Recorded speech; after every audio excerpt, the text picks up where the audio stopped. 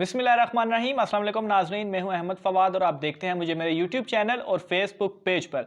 नाज़रीन, बहुत बड़ी खबर है और एक्सक्लूसिव स्टोरी है जो कि आज के इस व्लॉग में मैं आपके साथ शेयर करने जा रहा हूं। नवाज शरीफ के स्याह करतूत जो थे वो सामने आ चुके हैं, बेनकाब हो चुके हैं। भारतीय अखबार की जानिब से बहुत बड़ा दावा किया जा चुका है। वो दावा क्या था, क्या भारतीय अखबार ने लिखा, इस हवाले से अहम तफसीलात हैं और क्या वो स्याह करतूत थे नवाज शरीफ के जो बेनकाब हुए हैं। ये तमाम चीज़ें जो है इनकी तफसीलात आज की इस व्लॉग में आपके सामने रखने जा रहा हूँ। तो नाज़रीन, मैं बगैर किसी ताख़ीर के ये जो खबर है वो आपके साथ शेयर करता हूँ कि 1997 के इलेक्शन के दौरान की ये जो सारा मामला था ये उस वक्त का है। तो 1997 में इलेक्शन की तैयारियां जारी थीं। भारतीय अखबार समाचार के इंकशाफ ने पाकिस्तानी सियासी मैदान में तहलका मचा दिया।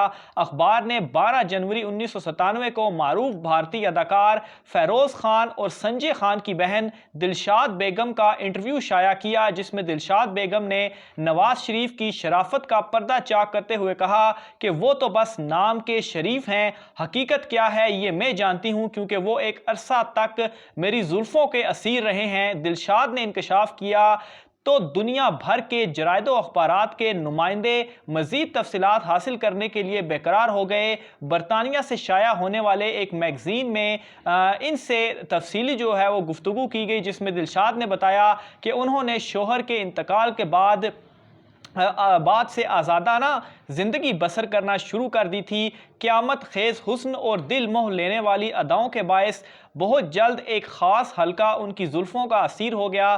पाकिस्तान की सहगल फैमिली से इनके करीबी ताल्लुकात थे। इसी ख़ानदान की एक बेगम साहिबा ने इन्हें पाकिस्तान आने की दावत दी। भूरबन में एक तकरीब के दौरान उनकी मुलाकात नवाज शरीफ से हो गई। मियाँ साहब पहली मुलाकात में दिल दे बैठे। इस मुलाकात के बाद मुझे पाकिस्तान में सरकारी मेहमान की हैसियत मिल गई, जिस पर पाकिस्तान के कुछ लोगों ने एहतजाज भी किया कि एक दुश्मन मुल्क की हसीना को इतनी अहमियत क्यों दी जा रही है। हत्ता कि इस बात पर कौमी असम्बली के प्लेटफॉर्म पर भी ये जो है वो उठाई गई, लेकिन नवाज शरीफ दिल के हाथों मजबूर थे। उन्होंने किसी इल्ज़ाम और एहतजाज की परवाह ना की, यानी कि अपनी जो है वो दिल की मुराद पूरी करने के लिए उन्होंने क्या किया कि भारतीय उस अदाकारा को उन्होंने पाकिस्तान में एक सरकारी मेहमान का ओहदा दे दिया। अपने इख्तियारात का वहाँ पर गलत इस्तेमाल किया और इस पर कौमी असम्बली में करारदाद भी आई, लेकिन उसको भी इन्होंने कोई वैल्यू जो है वो ना दी। दिलशाद बेगम ने यह भी दावा किया कि नवाज शरीफ और मेरी मोहब्बत इस हद तक बढ़ गई थी कि 1991 में उन्होंने मेरी ख्वाहिश पर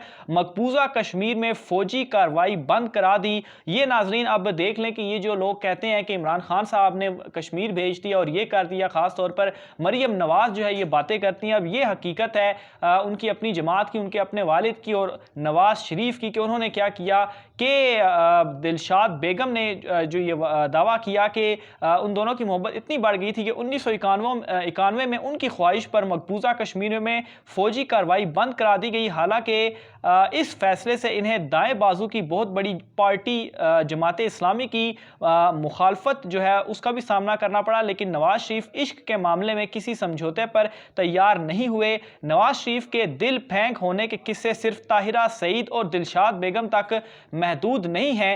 पाकिस्तान फिल्म इंडस्ट्री की मारूफ हीरोइनें जो हैं उनकी एक तवील फहरिस्त भी इसमें शामिल है। नवाज हुकूमत की बरतरफी पर रीमा का एहतजाज इस बात का मुंह बोलता सबूत है। हाल ही में कौमी एहतसाब ब्यूरो के हवाले से जो तहकीकात मंजरेआम पर आई, उनके मुताबिक मियाँ साहब जो लाहौर को पेरिस और मुल्क को जदीद तरक्की की राह पर डालने का अहद किए हुए थे, वहाँ से वो मसाज और मालिश की तरबियत के लिए 4 हसीन ख़वातीन और 5 मर्दों को फ्रांस भिजवाने का इंतज़ाम किया। मियाँ साहब ने खसूसी बाथरूम का नक्शा जो है वो भी ये कंपनी एक प्राइवेट लिमिटेड गुलबर्ग लाहौर से जो है वो खसूसी हिदायत पर जो है वो बनवाया। इसके अलावा जिसके लिए कौमी ख़जाने से लाखों डॉलर्स का सामान दरामद किया गया। लक्ष्मी चौक लाहौर के रिहायशी ने भी एहतसाब ब्यूरो के आला हुकाम के सामने नहायत सनसनीखेज इंकशाफात की और बताया कि मुझे हर हफ्ते खसूसी तौर पर बजरिया जहाज़ इस्लामाबाद लाया जाता, जहां खसूसी خدمات سر انجام دینے کے بعد مجھے واپس روانہ کر دیا جاتا۔ تو یہ ناظرین ان کے کرتوت ہیں جو یہ آج باتیں کرتے پھر رہے ہیں، اور لوگ جو ہے وہ ان کے پیچھے پاگل ہو گئے ہیں کہ یہ جو ہے وہ انقلاب لائیں گے، اور وہ بھی لندن میں بیٹھ کر۔ میاں نواز کے سیاہ کارناموں پر جن چند جرأت مند صحافیوں نے قلم کشائی کی، ان میں ایک مستند جو صحافی تھے وہ تھے ہارون رشید، اور انہوں نے جو ہے وہ کچھ لکھا اس حوالے سے، اور انہوں نے کچھ سوالات کیے۔ سب سے پہلا سوال انہوں نے یہ کیا کہ کیا ہمیشہ کے وعدہ معاف گواہ حسین حقانی اٹھیں گے اور بیان کرنا پسند کریں گے کہ وزارت اعلیٰ کے دنوں میں نواز شریف ہر روز گھنٹے بھر کے لیے کہاں غائب ہو جایا کرتے تھے؟ کیا جامعہ پنجاب کا وہ ذمہ دار افسر گواہی دینے پر آمادہ ہے کہ اس نے صبح دم ماڈل ٹاؤن لاہور کے پارک میں کیا دیکھا؟ آخر کار اس پر کون کون سے اسرار جو ہے وہ کھلے تھے؟ اس کے علاوہ کیا لاہور کے وہ پولیس آفیسر زندہ ہیں یا مر گئے جنہوں نے اچانک ایک رات وزیر اعلیٰ کو ایک پراسرار مقام پر دیکھا اور ان پر وہ بات جو ہے وہ کھلی؟ یہ ناظرین انہوں نے یہ انکشافات کیے کہ یہ اس دوران کہاں پر تھے۔ جناب ہارون رشید کے سوالات کو منظر عام پر آئے عرصہ ہو گیا، لیکن یہ تا دم تحریر منتظر ہیں جواب کے، جانے یہ قوم منافق قائدین سے کب نجات حاصل کرنے میں کامیاب ہوگی۔ اس کے علاوہ ناظرین ایک اور معروف صحافی ہیں جناب منیر احمد، انہوں نے بھی اپنے مضمون شریف برادران کی رنگرلیاں میں لکھتے ہیں، یہ بھی ناظرین اس میں تحریر کیا گیا ہے کہ میاں نواز شریف جب وزیر اعلیٰ پنجاب تھے تو ان کا معمول تھا کہ جب بھی انہیں مری جانا ہوتا وہ اپنے اسپیشل سیلون میں لاہور کے جو ہے وہ ریلوے اسٹیشن سے راولپنڈی روانہ ہوتے۔ لاہور سے راولپنڈی تک ٹرین کا سفر 5 گھنٹے پر محیط ہے، جبکہ یہی فاصلہ بذریعہ جہاز 35 منٹ میں طے کیا جا سکتا ہے۔ اسلام آباد یا مری میں سرکاری حکام نواز شریف کا ان کی آمد سے گھنٹوں قبل ہی انتظار شروع کر دیتے تھے۔ اس کی اصل وجہ یہ تھی کہ نواز شریف کے پروگرام اچانک بدل جاتے تھے۔ عین اس وقت جب لاہور ریلوے اسٹیشن پر نواز شریف کی راولپنڈی روانگی کے انتظامات مکمل ہوتے، اچانک انتظامیہ کو اطلاع ملتی کہ میاں صاحب بذریعہ جہاز راولپنڈی چلے گئے ہیں۔ نواز شریف اس طرح حرکتیں اکثر کیا کرتے تھے اور اس کی وجہ سوائے اس کے اور نہیں ہوتی تھی کہ وہ اپنی ذاتی زندگی کے معاملے میں بہت خوفزدہ تھے۔ وہ نہیں چاہتے تھے کہ ان کی کوئی ذاتی بات ان کے والد صاحب تک پہنچے، جبکہ شہباز شریف اس معاملے میں خاصے غیر محتاط تھے۔ نواز شریف کی بعض مہمان خواتین لاہور سے راولپنڈی کے درمیان کسی بھی اسٹیشن پر ان کے سیلون میں جو ہے وہ سوار ہوتی اور راولپنڈی پہنچنے سے پہلے 2-3 گھنٹے میں صاحب کے ساتھ گزارنے کے بعد وہ ٹرین سے اتر جایا کرتی تھیں۔ نواز شریف کے موڈ کا اندازہ لگانا بہت آسان تھا۔